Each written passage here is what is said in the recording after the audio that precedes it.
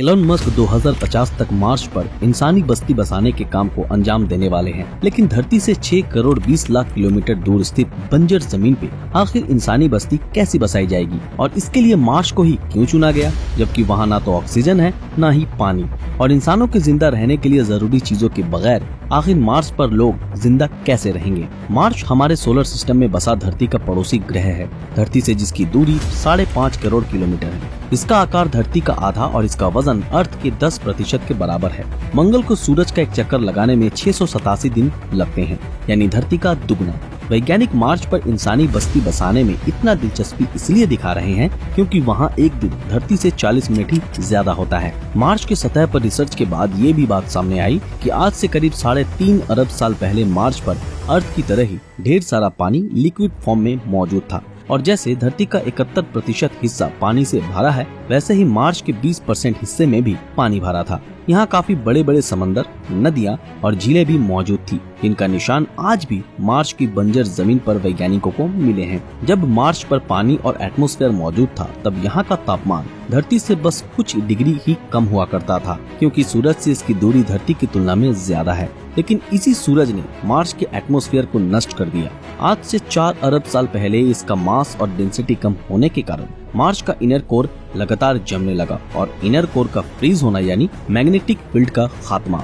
इसलिए मार्स ने अपना मैग्नेटिक फील्ड धीरे धीरे खो दिया, जिसके कारण मैग्नेटिक फील्ड के ना होने से सूरज से आने वाली खतरनाक रेडिएशन के कारण इस पे मौजूद सारा पानी भाप बनकर स्पेस में उड़ गया और कुछ प्रतिशत पानी यहाँ बर्फ के रूप में जम गया। यानी अगर कभी मंगल ग्रह पर जीव की कोई प्रजाति होगी भी तो वो इस विनाश के कारण खत्म हो चुकी होगी। हालांकि अभी मार्स की सतह पर बर्फ के रूप में पानी मौजूद है। इसके अलावा हम इंसानों के लिए कई कीमती मिनरल्स भी हैं, लेकिन मैग्नेटिक फील्ड का ना होना, सूरज की डेंजरस रेडिएशन, भयानक डस्ट स्टॉर्म और ऑक्सीजन की कमी के कारण मार्स पर आज जीवन संभव नहीं। लेकिन वैज्ञानिकों का ऐसा कहना है कि वो आज की मॉडर्न टेक्नोलॉजी की मदद से मार्स को रहने लायक बना सकते हैं। पर सबसे बड़ा सवाल ये कि सूरज की खतरनाक रेडिएशन से आखिर कैसे बचा जाएगा। तो इस पे वैज्ञानिकों ने बताया वो लोग टेक्नोलॉजी की मदद से सूरज और मार्स के बीच आर्टिफिशियल मैग्नेटिक फील्ड का निर्माण करेंगे, जिससे एटमॉस्फेरिक प्रेशर और टेम्परेचर में इजाफा होगा और मंगल के नॉर्थ पोल पे जमा कार्बन डाइऑक्साइड का बर्फ पिघलकर ग्रीन हाउस इफेक्ट शुरू करेगा। इससे इसके सरफेस पे मौजूद बर्फ पिघलकर समंदर और नदी के रूप में बहने लगेंगे और ऐसा होना वास्तव में पॉसिबल है। अब जानते हैं मंगल पर कैसे बनाया जाएगा पहला इंसानी घर। एलन मस्क के प्लान के मुताबिक 2026 तक कुछ एस्ट्रोनॉट्स को मार्स पर भेजा जाएगा, जो अपने साथ 2 साल के जरूरत की चीजें जैसे खाना, पीने का पानी, ऑक्सीजन सिलेंडर लेकर जाएंगे और जो प्रेशराइज्ड स्पेस सूट के साथ मार्स की सतह पर लैंड करेंगे। अब जो कि मार्स पर चलने वाली डस्ट स्टॉर्म इंसानों के लिए काफी खतरनाक है, इसलिए उन्हें मार्स पर भेजने से पहले एक स्पेशल प्रोटेक्टिव शेल्टर मार्स की सरफेस पर बनाया जाएगा। लेकिन हैरानी की बात ये कि जब वहाँ कोई इंसान ही नहीं होगा तो इन शेल्टर्स को बनाएगा कौन? दरअसल इन्हें इंसानों से पहले भेजे गए आर्टिफिशियल रोबोट्स द्वारा बनाया जाएगा, जो काफी एडवांस टेक्नोलॉजी से लैद होंगे, जो वैसे तो सेपरेट काम करेंगे, लेकिन जरूरत पड़ने पर ये एक दूसरे से जुड़कर बड़े से बड़े काम को अंजाम दे सकेंगे। इन रोबोट्स में सेंसर्स, कैमरा, मिट्टी की खुदाई के लिए एक्सकेवेटर्स और 3D प्रिंटर्स भी इंस्टॉल्ड होंगे। वैसे तो ये रोबोट्स सोलर एनर्जी की मदद से काम करेंगे, तो वहीं सेंसर्स की मदद से ये रोबोट्स मार्स की सतह पर एक खास तरह की मिट्टी की खोज कर वहीं अपना बेस यूनिट बनाना शुरू करेंगे। खुदाई करने वाले रोबोट्स मिट्टी की खुदाई कर उन्हें कलेक्ट करेंगे, जिन्हें छोटे छोटे रोबोट्स रिफाइनिंग यूनिट्स तक ले जाएंगे और फिर उन मिट्टी को 3D प्रिंटर्स यूनिट तक पहुंचाया जाएगा। इन 3D प्रिंटर्स का काम होगा एक एक लेयर कर 3D प्रिंटिंग करना। कई महीनों की कड़ी मेहनत के बाद इन शेल्टर्स को तैयार किया जाएगा, जिसके बाद इन रोबोट्स के काम का सेकेंड फेज शुरू होगा। फर्स्ट टाइम जब एस्ट्रोनॉट्स मार्स पर लैंड करेंगे, तब उनके पास बहुत सारा सामान होगा, जिन्हें ये रोबोट्स लैंडिंग साइट से उन शेल्टर्स तक पहुंचाएंगे।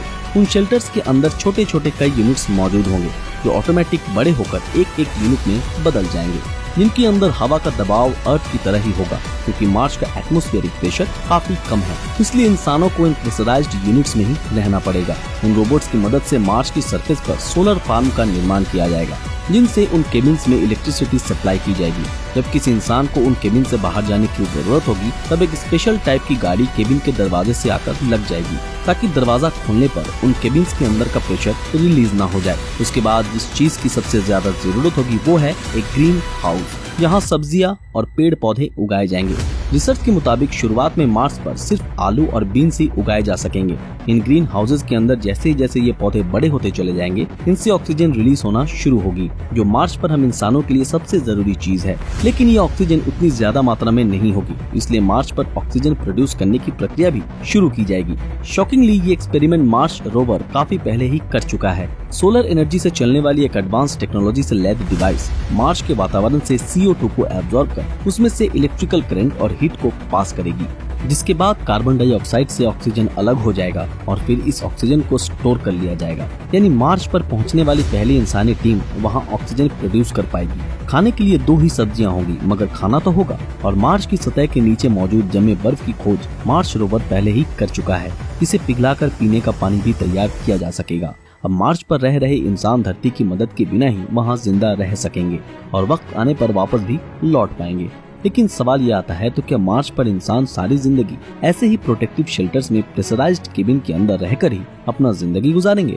इसके जवाब में वैज्ञानिकों ने बताया, अगर किसी उपाय से मार्स का टेम्परेचर इंक्रीज किया जा सके तो हो सकता है आज से 100 या 200 साल बाद मार्स भी अर्थ की तरह ही हरा भरा और जीवन से भरपूर प्लेनेट बन पाए। इसको लेकर कई लोगों ने अनोखे आइडियाज दिए। मार्गारिटा मरिनोवा नाम के एक स्टूडेंट ने ये बताया कि मार्स पर मौजूद रोवर्स की मदद से कई सारे फैक्ट्रीज बनाई जाएं, जिनका काम होगा बिना रुके तरह तरह की ग्रीन हाउस गैसेस प्रोड्यूस करना। इसके कारण ग्लोबल वार्मिंग की मात्रा बढ़ने से मार्स का टेम्परेचर भी धीरे धीरे धरती की तरह ही बढ़ने लगेगा। एलन मस्क ने मार्स का टेम्परेचर इंक्रीज करने का बड़ा ही यूनिक आइडिया दिया। मार्स की सरफेस पर न्यूक्लियर बॉम्ब का विस्फोट किया जाए। मस्क के अनुसार अगर हम मार्स पर 10,000 के करीब न्यूक्लियर बॉम्ब का विस्फोट करें तो मार्स का टेम्परेचर भी बढ़ने लगेगा। इससे वहां मौजूद बर्फ भी पिघलने लगेंगी। आर्टिफिशियल मैग्नेटिक फील्ड के कारण मार्स का एटमॉस्फेयर अपनी आखिरी स्टेज पर पहुंचता जाएगा, जिससे मार्स का सरफेस और भी ज्यादा कॉम्प्लेक्स माइक्रो ऑर्गेनिज्म लाइक पेड़ पौधे, जानवर और हम इंसानों के रहने लायक बन चुकी होगी। टार्डिग्रेड पहला ऐसा जीव होगा जो मार्स के सतह पर नेचुरल प्रोसेस के जरिए बैक्टीरिया और एल्गी को खाकर जिंदा रहेगा। जेनेटिकली इंजीनियर्ड पेड़ पौधे मार्स की बंजर जमीन पर उगना शुरू होंगी, जिसके बाद और भी कॉम्प्लेक्स ऑर्गेनिज्म को उगाने का प्रोसेस शुरू किया जाएगा, जिससे मार्स की मिट्टी और भी ज्यादा उपजाऊ बन सके। मार्स पर ह्यूमन कॉलोनी बनाने के लिए कई तरह के मिनरल्स की जरूरत पड़ेगी और जैसा हम जानते हैं कि मार्स के पास ही एस्टेरॉयड बेल्ट मौजूद है और यही एस्टेरॉयड्स हर तरह के मिनरल्स के खजाने से भरा होता है, जिस कारण नासा इन एस्टेरॉयड्स पर डीप रिसर्च कर रहा है कि कैसे इन एस्टेरॉयड्स पर खुदाई कर इन पे मौजूद मिनरल्स को हासिल किया जा सके और उसे भविष्य में मार्स कॉलोनाइजेशन में यूज किया जा सके। लेकिन सोचने वाली बात यह है कि आखिर धरती को छोड़ दूसरे प्लेनेट पर रहने के बारे में सोचने की नौबत क्यों आ गई? दरअसल हम इंसानों ने अर्थ को इतना प्रदूषित कर दिया है कि उसका एटमॉस्फेयर इंसानों के लिए जानलेवा बन चुका है और धरती का टेम्परेचर भी लगातार बढ़ता ही जा रहा है। अगर ऐसा ही चलता रहा तो आने वाले भविष्य में ये धरती हम इंसानों के रहने लायक नहीं बचेगी। दूसरी ओर हर वक्त एस्टेरॉयड के टकराने का खतरा तो बना ही रहता है, जिससे इस धरती के नष्ट होने के चांसेस काफी बढ़ चुके हैं। इसलिए इंसानों की प्रजाति को इस खतरे से बचाने के लिए एलन मस्क ने ये सोचा कि धरती के अलावा किसी दूसरे प्लेनेट यानी मार्स पर एक अलग दुनिया बसाई जाए और ह्यूमन कॉलोनाइजेशन के इस सपने को साकार करने में वो अकेले नहीं बल्कि उनकी स्पेस कंपनी SpaceX के साथ अब नासा भी जुड़ चुका है।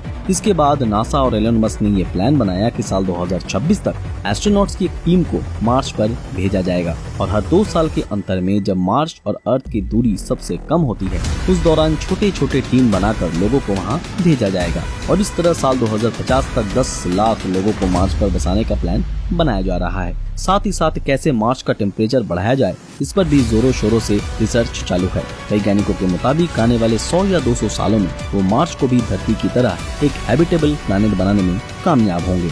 दोस्तों आज के लिए बस इतना ही। आशा करते हैं आज की हमारी ये वीडियो आप लोगों को पसंद आई हो। अगर ये वीडियो आप लोगों को पसंद आए तो इस वीडियो को लाइक और ज्यादा से ज्यादा शेयर जरूर करें।